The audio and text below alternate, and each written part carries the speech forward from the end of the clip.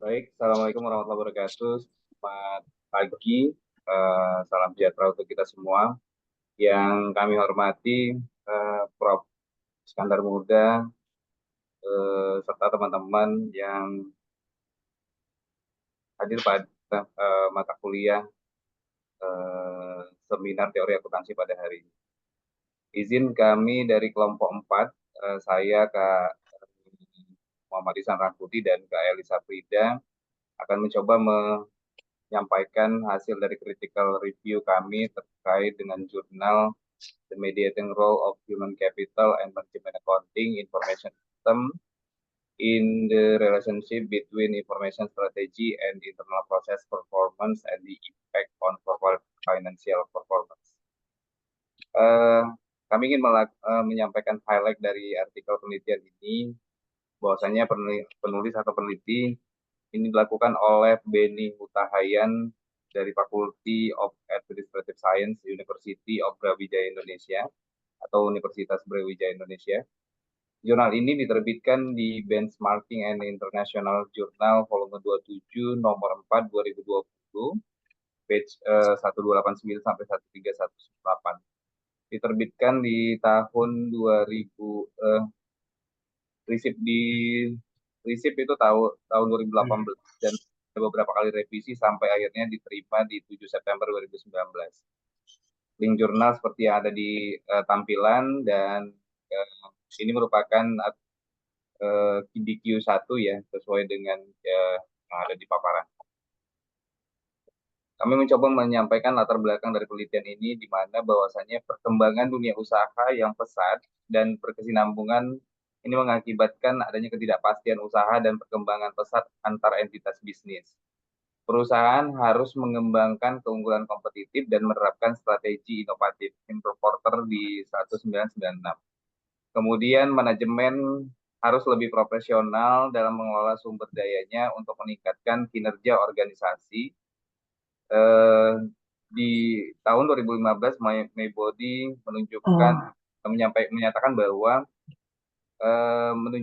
manajer dengan posisi tingkat tinggi serta manajer dari organisasi besar lebih menekankan pada ukuran kinerja benchmarking strategis. Kemudian kinerja finansial dan non finansial harus berjalan harmonis agar suatu organisasi mencapai kinerja yang komprehensif. Ini menurut Davis and Cobb 2010. Kemudian pengukuran kinerja manajemen yang menggunakan satu aspek atau perspektif tidak dapat memberikan informasi kinerja secara komprehensif. Ini menurut Bargava et al. 1994. Kemudian keberhasilan bisnis ditentukan oleh inovasi, Un dan Sanchez 2010, Trikawala 2011.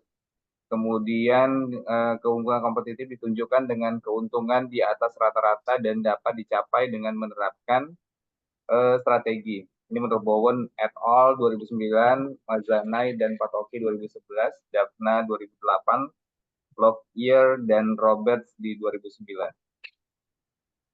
Kami melihat di artikel penelitian ini, novelty yang kami lihat adalah bahwasanya ini menguji secara komprehensif pengaruh mediasi human capital dan sistem informasi akuntansi manajemen terhadap hubungan strategi inovasi dan kinerja proses internal serta dampaknya terhadap kinerja keuangan perusahaan.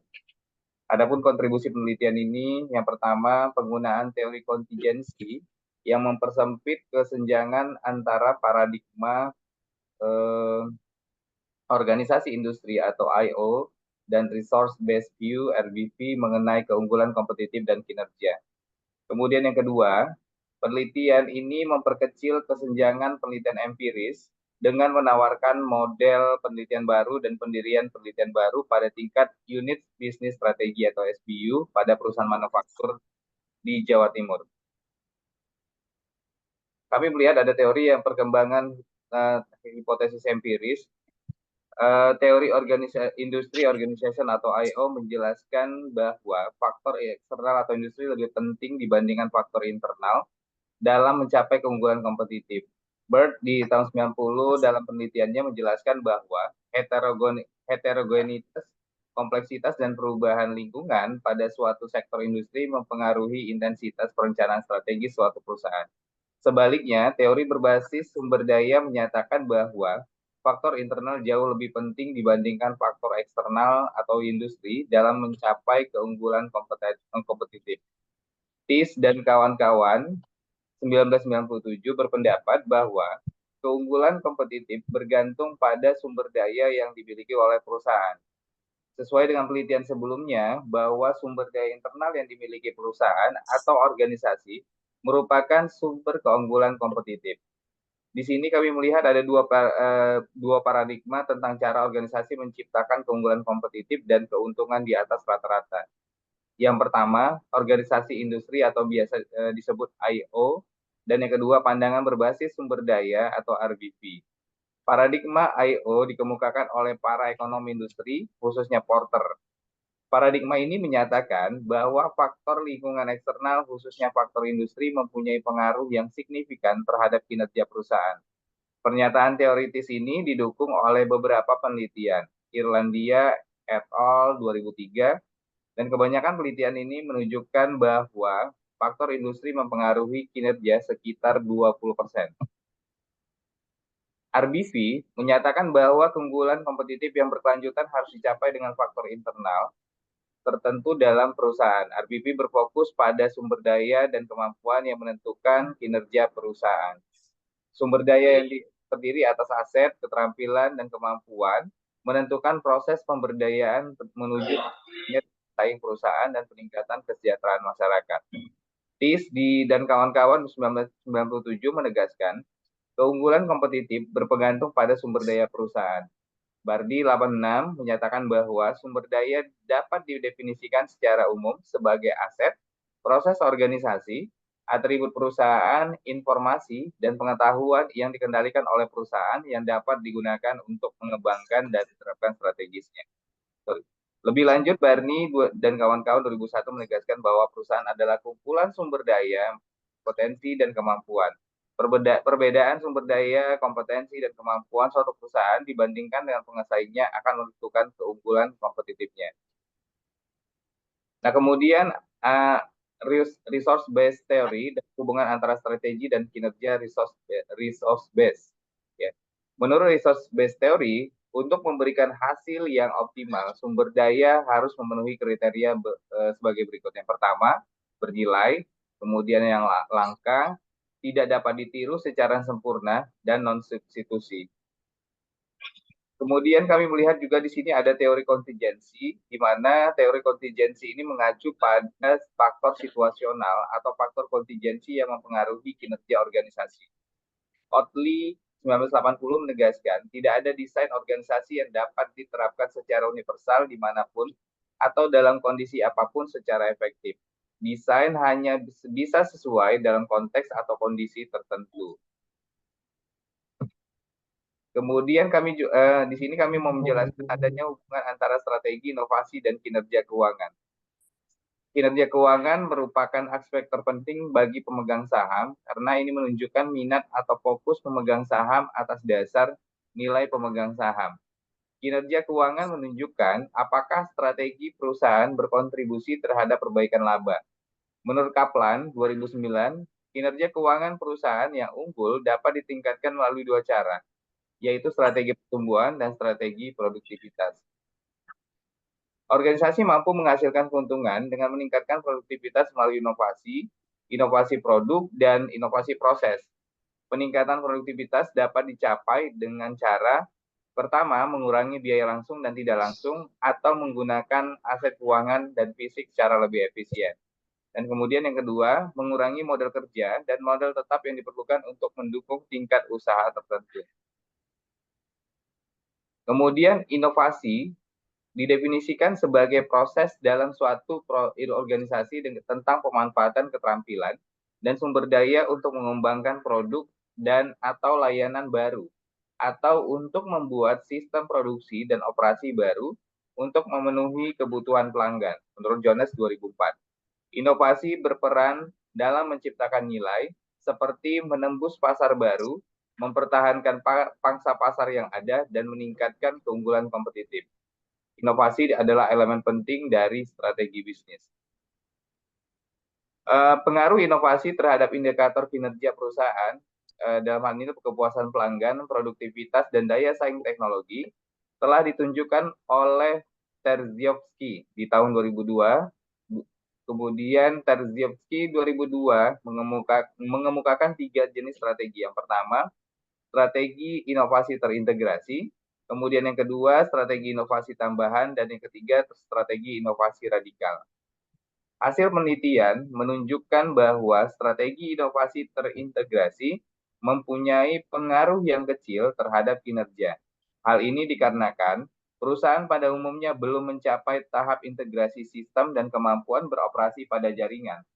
Strategi inovasi inkremental lebih tepat digunakan sebagai insentif bagi inovasi berkelanjutan. Sedangkan strategi inovasi radikal cocok untuk menghasilkan perubahan cepat pada produk dan proses. Berdasarkan argumen sebelumnya, hipotesis pertama dikembangkan di mana H1, strategi inovasi berpengaruh signifikan terhadap kinerja keuangan. Kemudian para ahli manajemen strategis mempercayai bahwa strategi mempengaruhi kinerja. Inovasi merupakan faktor kunci keberhasilan organisasi. Inovasi dapat dianggap sebagai sebuah strategi dan harus disebutkan dengan strategi bisnis. Menurut Ward dan Prepart 2002, The Galliers dan Lerner 2023. Penelitian tentang inovasi mengkaji bagaimana organisasi merancang dan menerapkan inovasi seperti yang kami sebutkan di paparan sebelumnya. Kemudian teknologi informasi. Beberapa penelitian juga telah dilakukan di negara berkembang seperti di Taiwan, San dan Chang 2003 dan Malaysia Bontis et al. Di tahun 2000. Kemudian di Indonesia penelitian serupa dilakukan oleh Sianipar 2009 dan Solika et al. 2010 menemukan bahwa modal intelektual berpengaruh positif terhadap kinerja keuangan. Sedangkan penelitian Kuryanto dan Muhammad 2008 tidak membuktikan bahwa modal intelektual berpengaruh positif terhadap nilai perusahaan. Nah, di mana di sini H2, hipotesis 2 itu modal manusia memediasi hubungan antara strategi, inovasi, dan kinerja keuangan. Kemudian di H3, sumber daya manusia dan kinerja keuangan, proses internal memediasi hubungan antara keduanya, strategi inovasi dan kinerja keuangan. H4, sistem informasi akuntansi manajemen memediasi hubungan antara strategi, inovasi, dan kinerja keuangan. Kemudian kami melihat di hipotesis 5, kinerja proses internal memediasi hubungan antara strategi, inovasi, dan kinerja keuangan. Di H6, sistem informasi akuntansi manajemen dan kinerja proses internal memediasi hubungan antara strategi, inovasi, dan kinerja keuangan. Ini bisa kita lihat di dalam model konseptual seperti terlihat dalam slide berikut. Nah, kemudian untuk metode penelitian, ya, penelitian ini menggunakan pendekatan kuantitatif dan bertujuan untuk memberikan bukti empiris mengenai pengaruh strategi inovasi terhadap kinerja keuangan melalui atau dimediasi oleh modal intelektual, sistem informasi akuntansi manajemen, kinerja proses internal, dan kinerja pelanggan pada unit bisnis perusahaan manufaktur di Indonesia. Penelitian ini menggunakan metode survei. Pengumpulan data dilakukan melalui kuesioner yang disampaikan kepada responden yang telah dipilih melalui prosedur tertentu.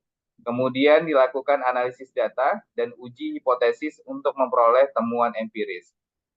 Populasi dalam penelitian ini adalah unit bisnis perusahaan manufaktur menengah dan besar di Indonesia.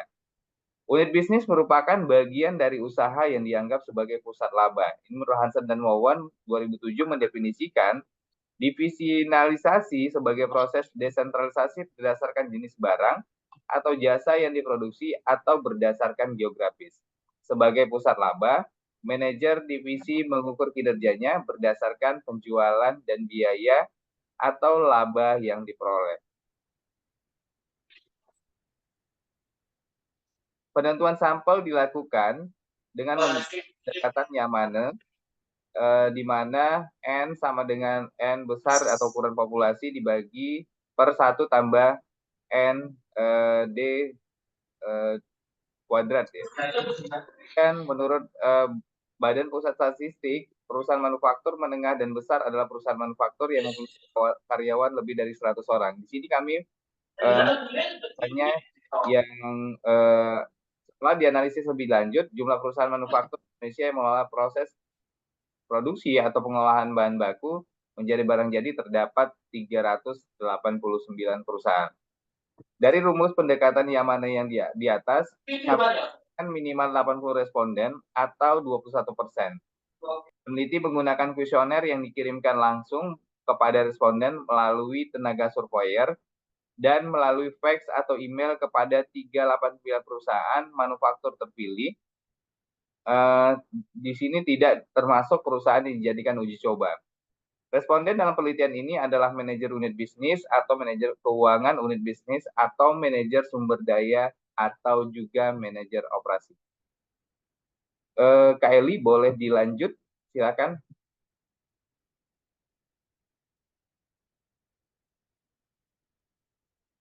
Masih di mute, Kak Eli? Oke. Penelitian ini menggunakan kuesioner yang dianalisis terkait dengan kelengkapan pengisian, kemudian tabulasi sebanyak 135 responden yang mengisi kuesioner dengan lengkap, artinya tingkat responden kuesioner adalah 35% dari total populasi.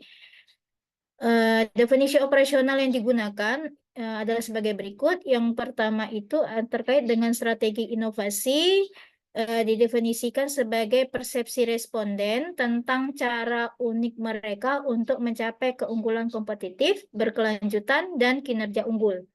Untuk mengukur strategi inovasi, penelitian ini menggunakan dua indikator yang dikembangkan oleh Terziowski tahun 2002, yaitu inovasi produk dan inovasi proses. Menggunakan skala dinamis, yaitu dari skala 1 sampai 7 untuk sebagai alat ukurnya. Kemudian yang kedua, human capital didefinisikan sebagai persepsi responden mengenai desain sumber daya manusia yang dibutuhkan manajemen untuk mengambil keputusan yang lebih baik, terutama untuk mendukung perumusan dan implementasi strategi inovasi. Untuk mengukur sumber daya manusia, penelitian ini mengadopsi instrumen yang dikembangkan oleh Bontis DKK tahun 2002, yaitu menggunakan skala 1 sampai 7. Kemudian, Bang. Yang ketiga, sistem informasi akuntansi manajemen itu didefinisikan sebagai persepsi responden terhadap desain sistem akuntansi yang menghasilkan informasi akuntansi manajemen yang dibutuhkan manajemen untuk mengambil keputusan yang lebih baik, terutama untuk mendukung perumusan dan implementasi strategi inovasi. Untuk mendukung sistem informasi akuntansi manajemen, penelitian ini menerapkan instrumen yang dikembangkan oleh Senhal dan Morris tahun 1986. Hal ini itu terdapat 4 dimensi. Yang satu cakupan luas, agregasi, integrasi, dan yang keempat adalah ketepatan waktu. Kemudian yang keempat, kinerja proses internal didefinisikan sebagai persepsi responden terhadap kinerja rantai nilai atau aktivitas strategi yang dilakukan SBU untuk mendukung kepuasan konsumen dan atau strategi produktivitas dari perspektif keuangan. Untuk mendukung kinerja proses bisnis internal dikembangkan 4 indikator yang dikembangkan oleh Kaplan and Norton tahun 1992, yaitu yang pertama proses manajemen operasional, yang kedua proses manajemen pelanggan, yang ketiga proses manajemen inovasi, dan yang keempat itu regulasi sosial proses manajemen. Yang kelima, kinerja keuangan definisikan sebagai persepsi responden terhadap kondisi keuangan SBU dibandingkan tahun-tahun sebelumnya. Untuk mengukur kinerja keuangan, Indikator keuangan dikembangkan oleh Kaplan and Norton tahun 1992 dengan indikator perbaikan struktur biaya, yang kedua meningkatkan pemanfaatan aset, yang ketiga memperluas peluang pendapatan, yang keempat meningkatkan nilai pelanggan, diukur dengan menggunakan skala Likert 1 sampai 7. Berikutnya, Bang. Oke. Analisis data pada penelitian ini dilakukan menggunakan struktur equation modeling atau SEM berdasarkan varian dengan menggunakan alat partial least square atau PLS. Analisis statistik ini dipilih karena memiliki beberapa keunggulan.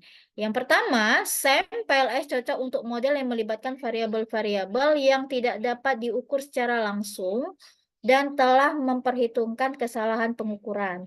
Yang kedua, analisis SEM mampu menguji secara simultan serupa dengan model yang digunakan di dalam penelitian ini.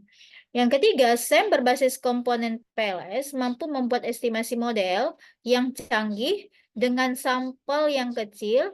Penggunaan SEM berbasis varian karena penelitian ini bersifat eksploratif atau perluasan dari teori-teori yang sudah ada. Penelitian ini memperluas varian konstektual dalam teori kontingensi. Selain itu, penggunaan SEM juga berdasarkan varian karena tidak didasarkan pada banyak asumsi. Misalnya data yang diolah tidak harus berdistribusi normal multivariat. Data yang dianalisis dengan PLS tidak harus berdistribusi normal karena tidak mengasumsikan distribusi tersebut. PLS dapat menggunakan data nominal, kategorikal, ordinal, interval, dan rasio. Peramalan tertimbang digunakan untuk membuat komponen skor variabel yang diperoleh berdasarkan spesifikasi inner model atau model struktural yang menghubungkan variabel laten. Kemudian, analisis penelitian ini berfokus pada pengaruh mediasi sumber daya manusia, sistem informasi akuntansi manajemen, dan kinerja proses internal dalam hubungan antara strategi inovasi dan kinerja keuangan. Data dianalisis menggunakan struktural SEM yang digunakan menggunakan PLS 4.0 untuk menguji hipotesa. Dua prosedur dilakukan untuk menguji hipotesa. Yang pertama, menguji pengaruh langsung dari strategi inovasi terhadap kinerja keuangan. Yang kedua, jika pengaruh langsung signifikan, kami melanjutkan dengan pengujian kedua untuk membuktikan pengaruh mediasi sumber daya manusia serta sistem informasi akuntansi manajemen dan kinerja proses bisnis internal dalam hubungan antara strategi inovasi dan kinerja keuangan. Uji pengaruh mediasi dilakukan dengan pendekatan beda koefisien beta. Langkah-langkahnya adalah sebagai berikut. Menguji nilai beta sebagai ukuran pengaruh langsung variabel independen terhadap variabel dependen tanpa melihat variabel mediasi. Yang kedua, menguji nilai beta sebagai ukuran pengaruh langsung yang melibatkan variabel mediasi. Kemudian yang keempat, menguji pengaruh variabel independen terhadap variabel mediasi. Dan yang keempat, menguji pengaruh variabel mediasi terhadap variabel dependen. Ini di dalam tabel 2 untuk validitas tes dihasilkan bahwa seluruh variabel laten telah memenuhi syarat validasi karena p-value masing-masing indikator berada di bawah 5%. Nilai komposit, reliability, dan Cronbach alpha juga menunjukkan bahwa instrumen penelitian masing-masing variabel terbukti reliable dengan nilai total di atas 0,5. Oke, berikutnya. Nah, ini terkait dengan goodness of fit model. Jadi di dalam tabel 3 ini menjelaskan model goodness of fit dari tabel 2 sehingga dapat disimpulkan bahwa seluruh hasil model fit dan quality indices sangat baik dan memenuhi seluruh kriteria sehingga analisis dapat dilanjutkan. Ya, ini adalah tabel yang keempat, melihat pengaruh langsung maupun tidak langsung dari hipotesa yang ada. Untuk menguji pengaruh langsung, uji pengaruh langsung ini dilakukan untuk menguji hipotesa satu yang menghasilkan bahwa strategi inovasi berpengaruh signifikan terhadap kinerja keuangan. Pada tabel 4 menunjukkan pengaruh langsung strategi inovasi terhadap kinerja keuangan. Inovasi berpengaruh signifikan terhadap kinerja keuangan dengan nilai beta 0,7, p-value kurang dari 0,01. Artinya, satu varian pada peningkatan strategi inovasi meningkatkan 0,7 varian dalam kinerja keuangan. Tabel 2 menunjukkan nilai R-square sebesar 0,53 yang berarti data variasi dalam strategi inovasi menjelaskan 53% variasi data dalam kinerja keuangan. Kesimpulannya, hasil penelitian menegaskan bahwa strategi inovasi berpengaruh signifikan terhadap kinerja keuangan, oleh karena itu hipotesa satu diterima. Berikutnya adalah untuk menguji pengaruh tidak langsung setelah goodness of fit model terpenuhi, estimasi koefisien pada model penuh dilakukan. Hasil statistik dari model lengkap disajikan pada tabel 4. Hipotesa kedua menyatakan bahwa human capital memediasi hubungan antara strategi, inovasi, dan kinerja keuangan. Itu merupakan hasil penelitian yang menunjukkan bahwa strategi inovasi berpengaruh signifikan terhadap sumber daya manusia dengan p-value kurang dari 0,01 dengan koefisien beta 0,44. Yang kedua, sumber daya manusia tidak berpengaruh signifikan terhadap kinerja keuangan dengan p-value sebesar 0,31 dan koefisien beta 0,03. Kesimpulannya, hipotesa kedua tidak didukung karena jalur yang satu tidak mendukungnya secara signifikan memediasi hubungan antara strategi inovasi dan kinerja keuangan. Hipotesa ketiga menyatakan bahwa human capital dan kinerja proses internal memediasi hubungan antara strategi inovasi dan kinerja keuangan. Hasilnya menunjukkan bahwa strategi inovasi berpengaruh signifikan terhadap sumber daya manusia dengan nilai p-value kurang dari 0,01 dan koefisien beta sebesar 0,44. Human capital tidak berpengaruh signifikan terhadap kinerja proses internal dengan p-value 0,38 dan beta koefisien 0,08. Kesimpulannya, hipotesa 3 tidak didukung karena satu jalur tidak memediasi hubungan tersebut, sehingga signifikan hubungan antara strategi inovasi dan kinerja keuangan memediasi hubungan antara strategi inovasi dan kinerja keuangan. Hipotesa keempat menyatakan bahwa sistem informasi akuntansi manajemen memediasi hubungan antara strategi inovasi dan kinerja keuangan. Hasil penelitian ini menunjukkan bahwa strategi inovasi berpengaruh signifikan terhadap sistem informasi akuntansi manajemen dengan p-value kurang dari 0,01 dan koefisien beta 0,48. Sistem informasi akuntansi manajemen tidak berpengaruh terhadap kinerja keuangan dengan p-value 0,36 dan koefisien beta sebesar 0,09. Kesimpulannya, hipotesa keempat tidak didukung karena satu jalur tidak memediasi hubungan strategi inovasi dan kinerja keuangan secara signifikan. Berikutnya, Bang. Hipotesa kelima menyatakan bahwa kinerja proses internal memediasi hubungan antara strategi inovasi dan kinerja keuangan. Hasil penelitian menunjukkan sebagai berikut. Yang pertama adalah strategi inovasi berpengaruh signifikan terhadap kinerja proses internal dengan nilai p-value kurang dari 0,01 dan koefisien beta 0,71. Kinerja proses internal berpengaruh signifikan terhadap kinerja keuangan dengan U kurang dari 0,01 dan koefisien beta sebesar 0,44. Kesimpulannya, hipotesa kelima didukung karena kedua jalur secara signifikan memediasi hubungannya tersebut. Kemudian hipotesa yang keenam menyatakan bahwa sistem informasi akuntansi manajemen dan kinerja proses internal memediasi hubungan antara kinerja inovasi dan kinerja keuangan. Hasil penelitiannya menunjukkan yang pertama, strategi inovasi berpengaruh signifikan terhadap sistem informasi akuntansi manajemen dengan V-value kurang dari 0,1 dan koefisien beta 0,48. Yang kedua, sistem informasi akuntansi manajemen Sistem informasi akuntansi manajemen berpengaruh signifikan terhadap kinerja proses internal dengan nilai V-value kurang dari 0,01 dan koefisien beta 0,17.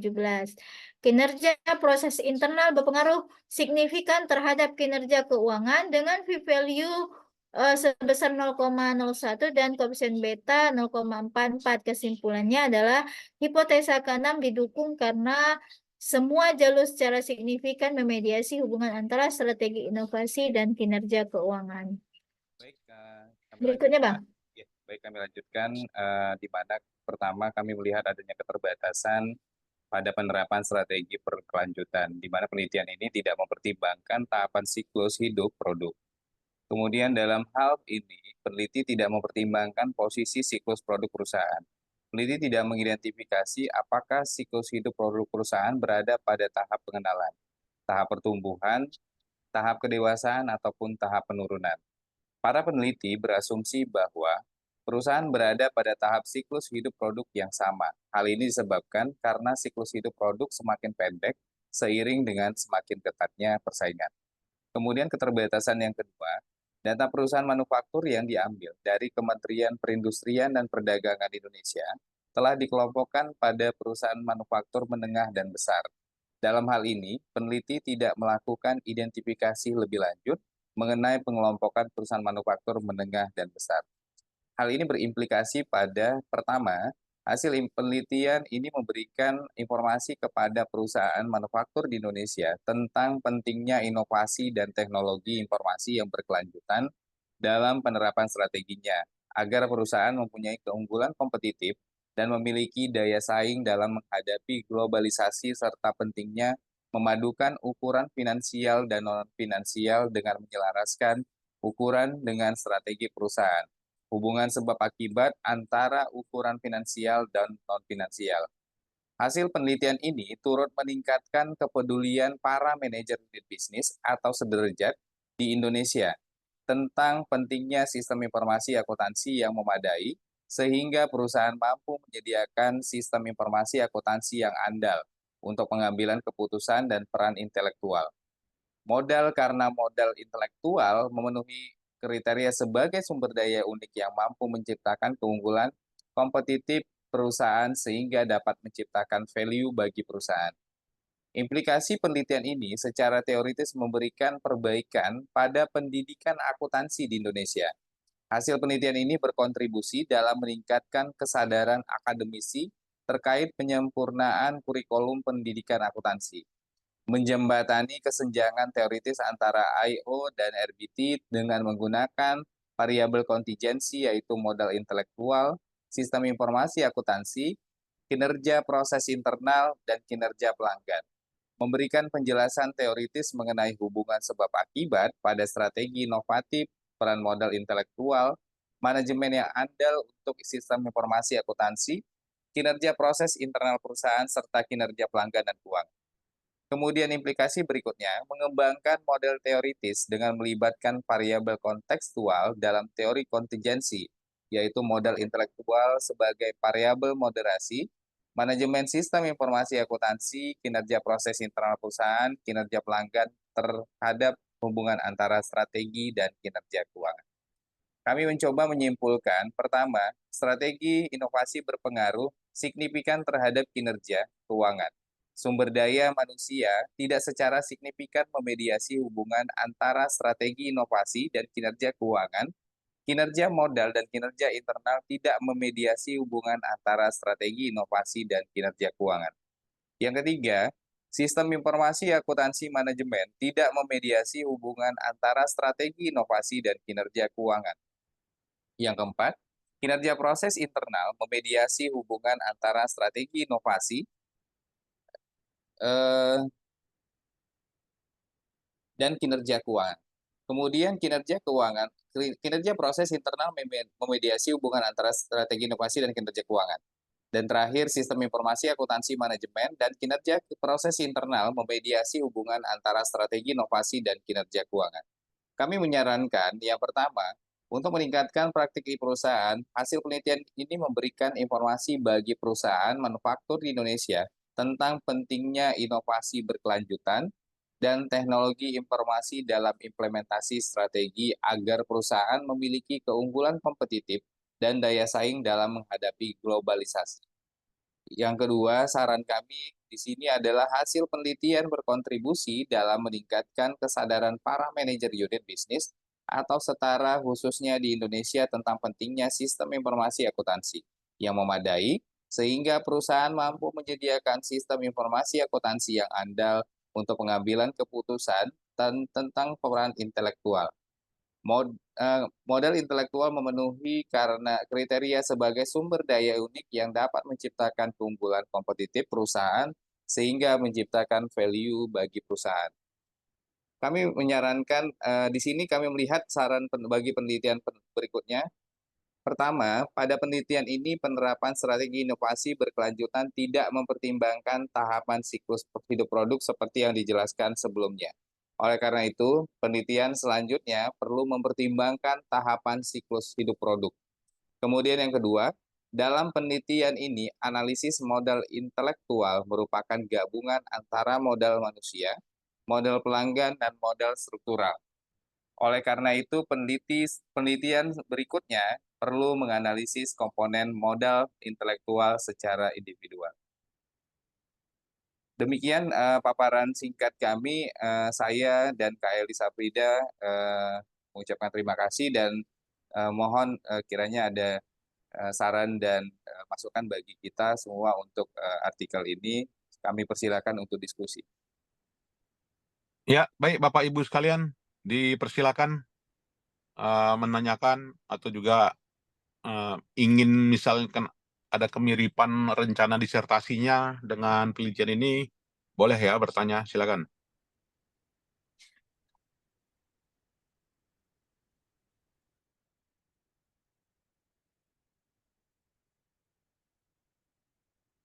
Ya, dipersilakan Bapak Ibu.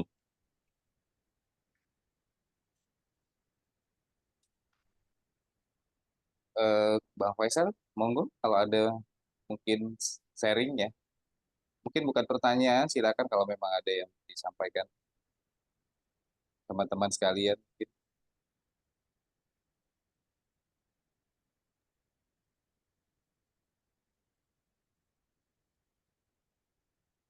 Izin, ini dari judulnya lumayan ini ya.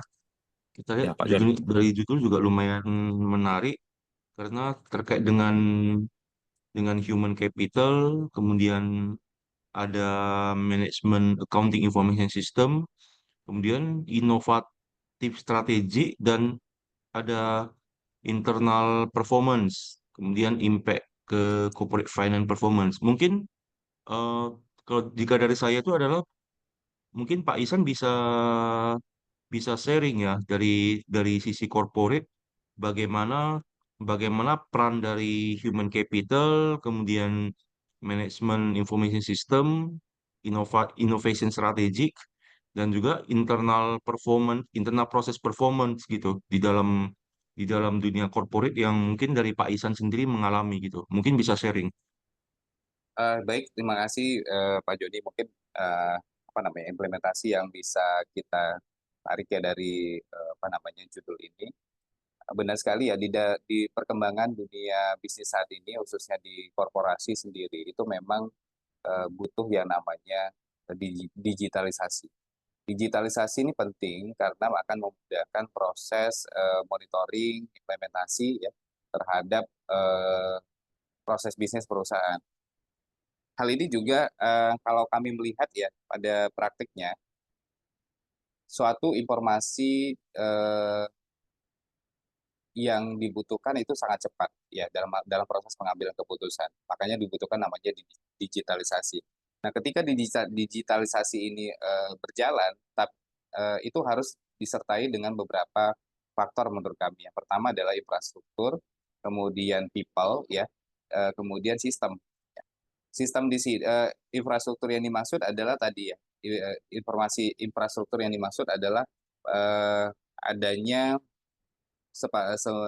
semacam apa ya, aplikasi kah, kemudian tools yang digunakan untuk melakukan proses bisnis di perusahaan. Kalau dikaitkan dengan human capital, itu ada mungkin namanya HRIS ya, Human Resources Information System. Nah, itu penting ya, penting yang memadukan proses bisnis di perusahaan, di mana mulai dari proses perekrutan sampai dengan proses retirement ataupun mungkin pensiun ya, itu dikelola dengan menggunakan yang namanya digitalisasi. Nah, kemudian yang kedua people. People ini penting karena suatu sistem yang baik, yang handal, yang mumpuni itu akan berjalan dengan baik kalau people-nya juga mampu melakukan atau mengaplikasikan aplikasi yang tadi yang seperti mungkin HRIS ya contohnya. Nah, kaitannya ke information system dan mungkin ke accounting sesuai dengan mata kuliah kita ini teori akuntansi ya, dalam accounting kita sampaikan ya. Itu penting, contohnya mungkin SAP ya, ada SAP mungkin di tempat Bank Faisal di perbankan ada namanya Oracle, dan mungkin di tempat lainnya ada, kalau di tempat saya yang lama itu namanya branch delivery system ya, atau BDS disampaikan seperti itu. Nah, itu penting untuk seseorang people, sumber daya manusia mampu memahami, memiliki kompetensi yang cukup untuk menjalankan sistem tadi ya, menjalankan aplikasi tadi. Nah, ketika aplikasi tadi berjalan, kemudian sistemnya, people-nya juga cukup mumpuni, cukup memiliki kompetensi, dan ada sistem yang mendukung proses ini. Sistem itu bisa berupa desain yang dikelola perusahaan, apakah dia seperti kebijakan, kemudian SOP, kemudian adanya kontrol ya di sana untuk melihat ke proses yang berjalan di dalam melaksanakan sistem tadi. Nah, kaitannya tadi dengan inovasi, kemudian yang kami lihat tadi ya di dalam artikel ini atau jurnal ini adalah adanya inovasi. Itu memang sangat benar ya.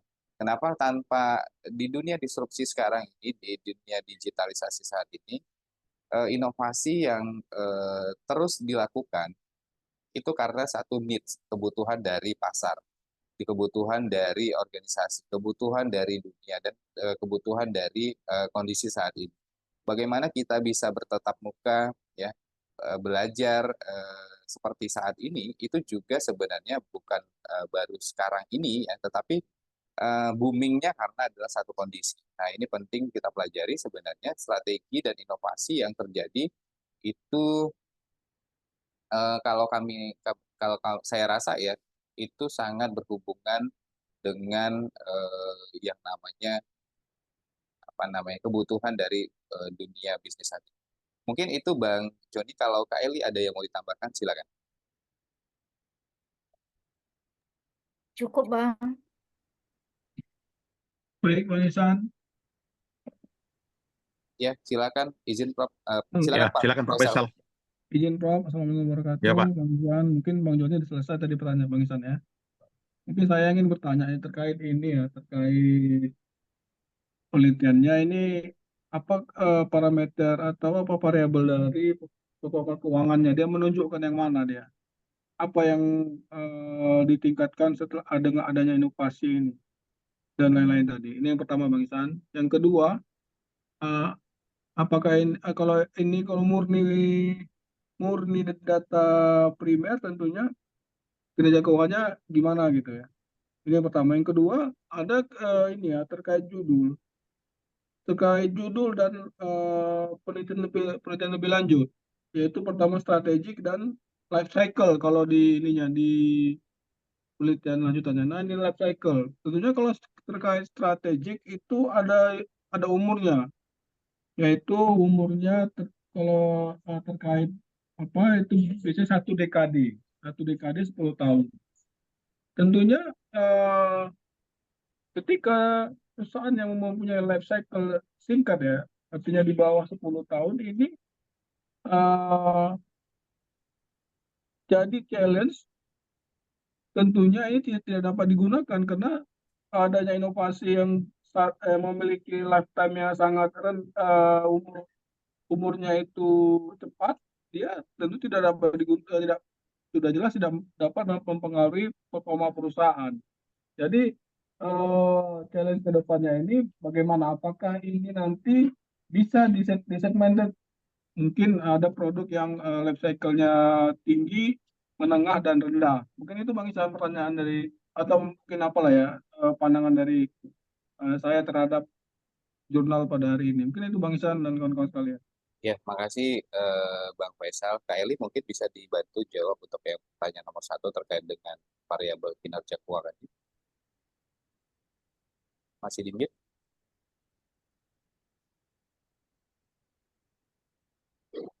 Baik, sebentar ya. Bang Isan, mungkin coba Abang tampilkan yang indikator itu, Bang. Ada dalam bentuk tabel, Bang. Ada, Bang.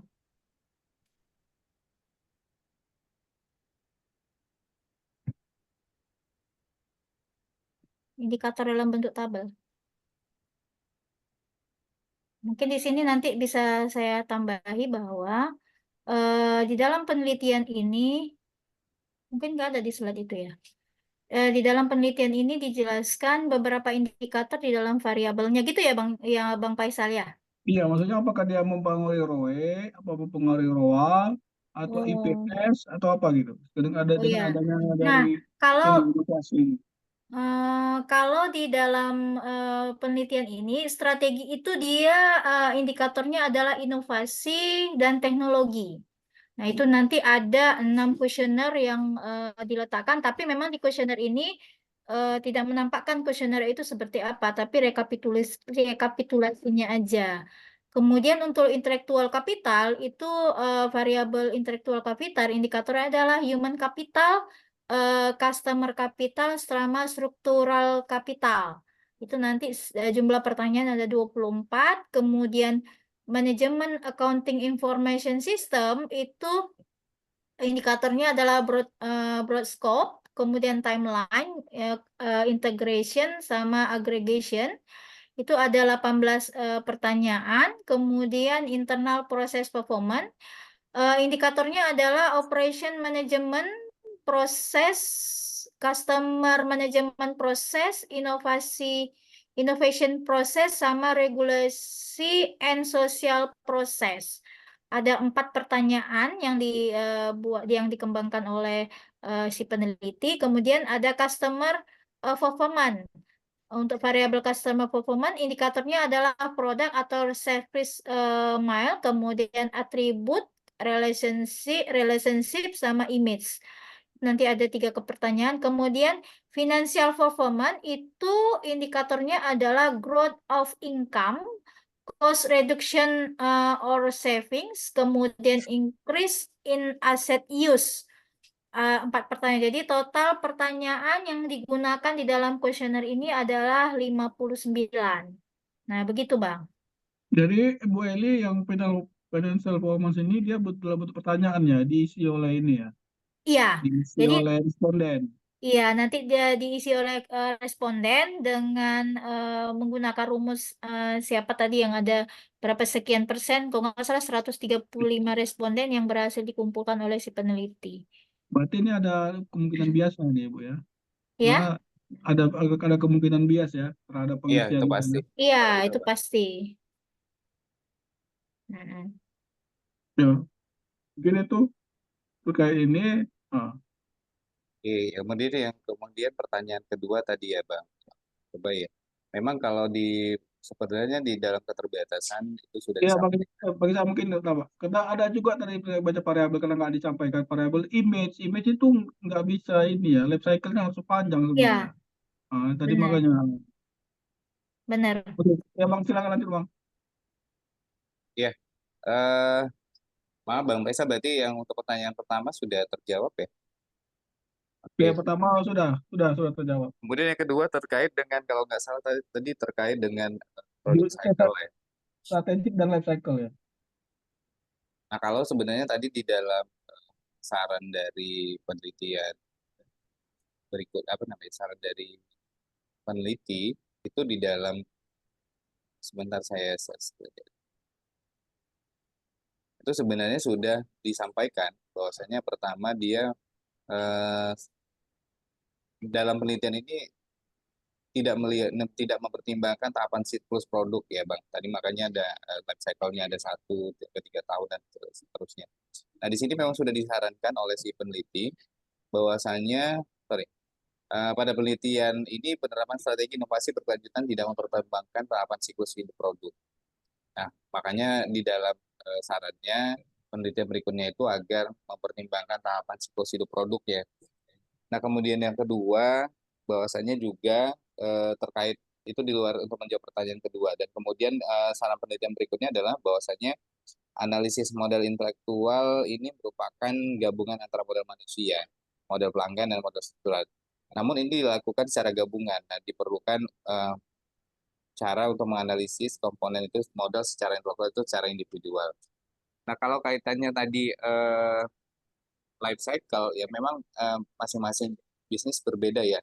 Kalau di sini kan kaitannya tadi perusahaan manufaktur ya, menengah dan besar ya seperti itu. Mungkin eh, ada masukan teman-teman ya kalau misalnya contoh produk yang paling apa namanya memasuki life cycle berapa dan eh, yang pendek dan menengah atau panjang, kira-kira Bang Faisal ada feedback untuk ini?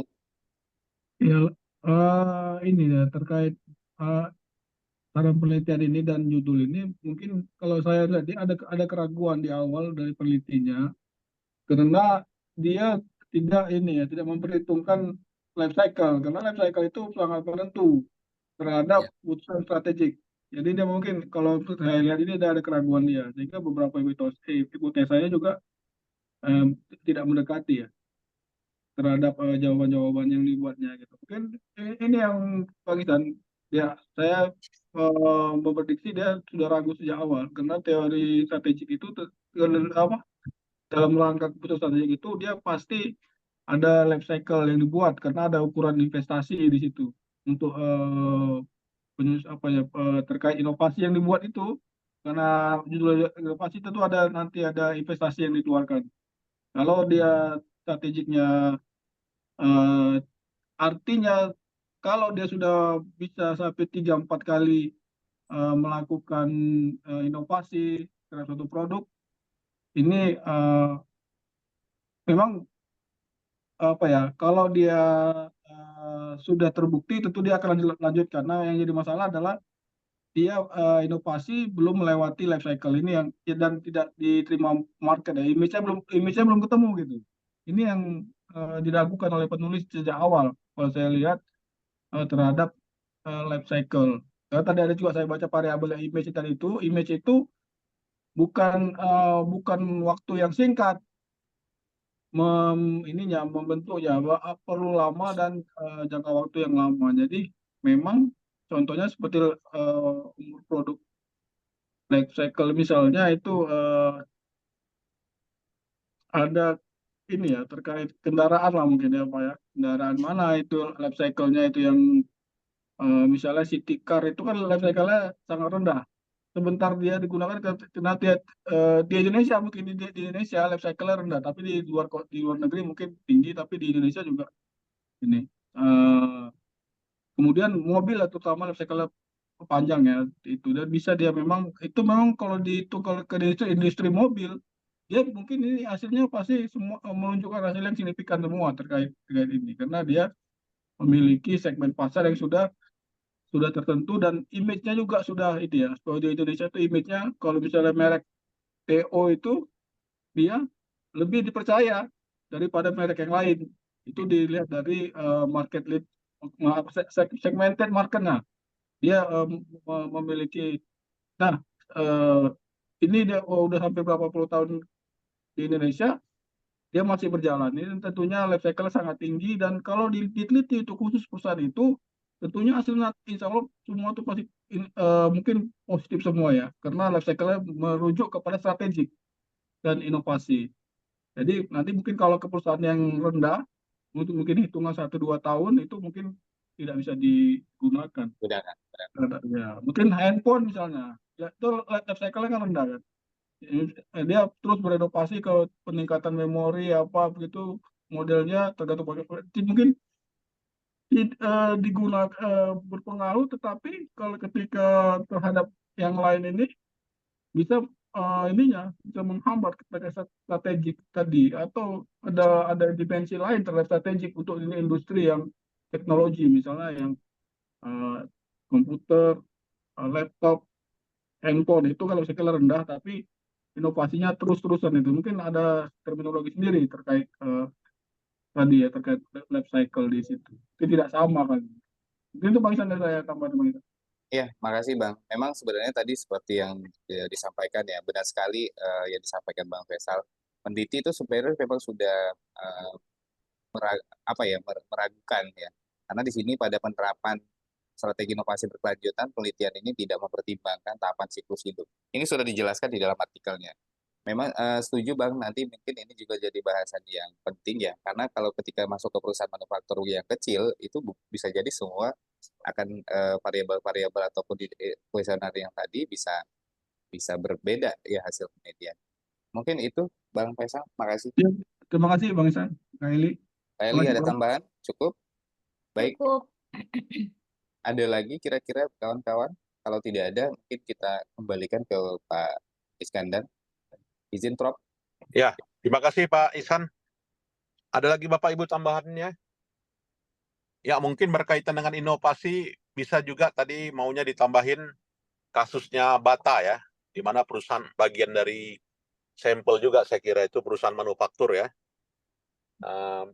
Bata, apa sih penyebab dari tutupnya pabrik Bata ya, yang ada di Karawang? Ya mungkin ini jadi bahan juga untuk tambahan ya di pembahasan tadi, bahwasanya inovasi dilakukan terus-menerus, tapi kemampuan bersaingnya melemah gitu kan, sehingga berimplikasi pada tutupnya pabrik tersebut gitu ya. Nah mungkin itu nanti menjadi bahan kajian ya Bapak Ibu kalau meneliti menggunakan variabel-variabel itu, saya kira. Ya, terima kasih pada Bapak Ibu sekalian yang sudah menyajikan hari ini. Jadi kita lanjutkan minggu depan lah ya. Selamat siang. Assalamualaikum warahmatullahi wabarakatuh. Waalaikumsalam. Waalaikumsalam. Terima kasih. Terima kasih, Prof. Ya, Terima kasih, terima kasih. Terima kasih, Prof. Boleh meninggalkan ruangan Bapak Ibu. Ya, izin, Prof. Prof. Izin, Izin. Ya, Prof. sama-sama Pak.